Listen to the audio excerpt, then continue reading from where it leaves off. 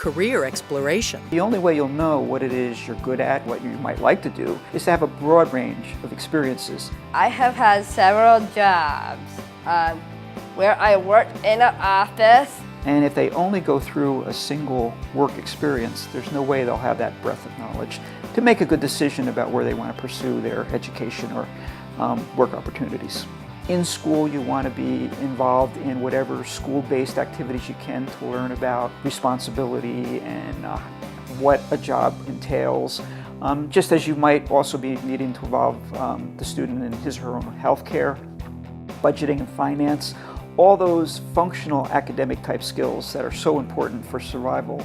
Writing a resume, we've talked about filling out applications and different math skills in the classroom. We will take menus from our community, learn the key vocabulary, what are appetizers, what are beverages. Then we actually go out to that restaurant and make the purchase. We sit down, we order from that menu.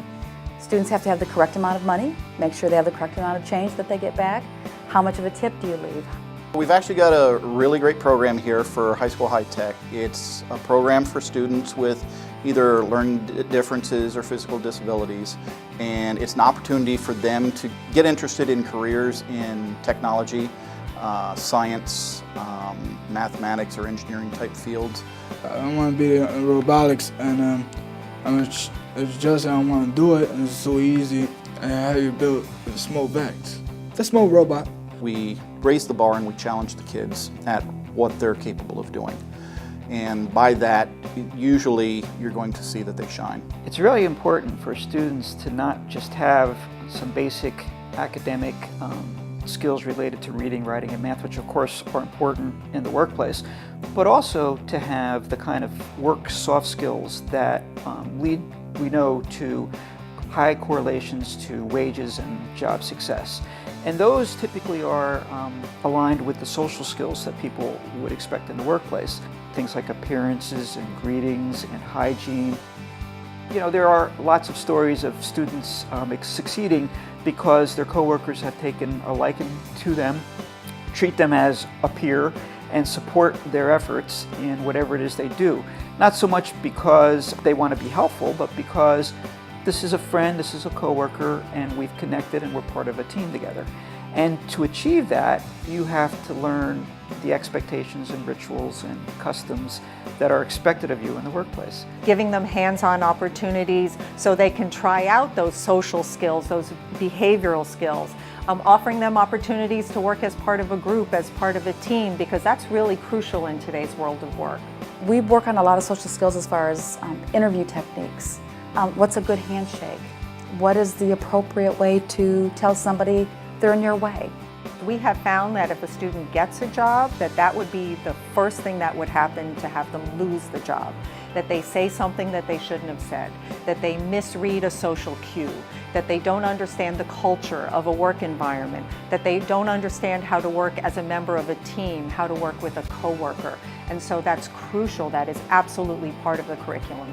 That's where the job coaches come in. That's considered community-based work experience. And anything from job shadowing for one day to volunteering and then paid employment is the ultimate goal, and all of that is considered community-based work experience. So the idea is just giving students as many opportunities to participate in community-based work experience before they graduate.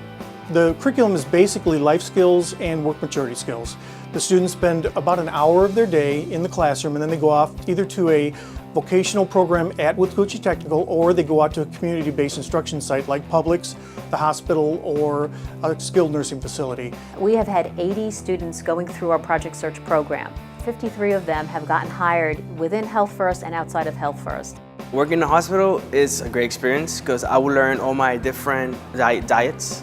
We are very fortunate that we have this program that allows us to work with our students for 9 or 10 months. VR comes in every quarter and meets with the students to talk about how they're doing, what they like about their internship, what they don't like, where they want to be at the end of this program, what types of interests they have. We teach them who they can ask for help, how to rely on their natural supports. We have the job coaches that come in and work with them hand on hand until they learn the tasks that are needed. I work one-on-one with them. until they're comfortable enough and feel okay. Then I try to pair them up with a Publix employee that I know will work with them, and that moves back a little bit the support, that they're just there in case they need them. OJT, which we began last year, is opening a lot of doors for us. We've been able to meet a lot more employers. They've been able to meet our individuals and find out that, we have some very talented people that just want to work. They want to be given that chance. And OJT opens that door for them because while they are providing the training, it gives them, anywhere from 3 to 6 months to find out, is this somebody that I could potentially hire? We take the evaluations from the employers and we look at the different areas such as like dependability, promptness, this type things, and we discuss those with them. And it's, whatever areas they're weak in, those are the ones we work with them on, the specific areas. And then I make on-site visits with the employer. We're negotiating with the employer to try to make the workplace function better, be more efficient. Some of the things that students are learning in their community-based vocational experiences is showing up on time, is clocking in, talking appropriately to bosses, and responding appropriately to coworkers and bosses when they've been asked to do something. Standing on their feet for 2 to 3 hours at a time, taking breaks when other coworkers take breaks, following directions. Those skills are most important. And the idea is to get them totally on their own, and hopefully that the job will see how good a worker they are and hire them. We try to encourage students, if they've never worked before, to volunteer first somewhere. And usually that's places like thrift stores or the Humane Society or the hospital or nursing homes, actually. Places that always are looking for volunteers. So we try to get them to explore a couple different options. You also have to be aware as a professional, as a student, as a family member, and as an employer, that non-paid work experiences have very strict rules about how they can be done, so that basically to protect both the employer and the student from being taken advantage of. And these are spelled out by the U.S. Department of Labor, and they can be found on the web. A volunteer position could be good if there's support and training on the site for that person to learn the job duties involved. They're limited to 3 things: career exploration, vocational assessment, and job site training. And there's certain limitations on hours, and they're spelled out quite specifically.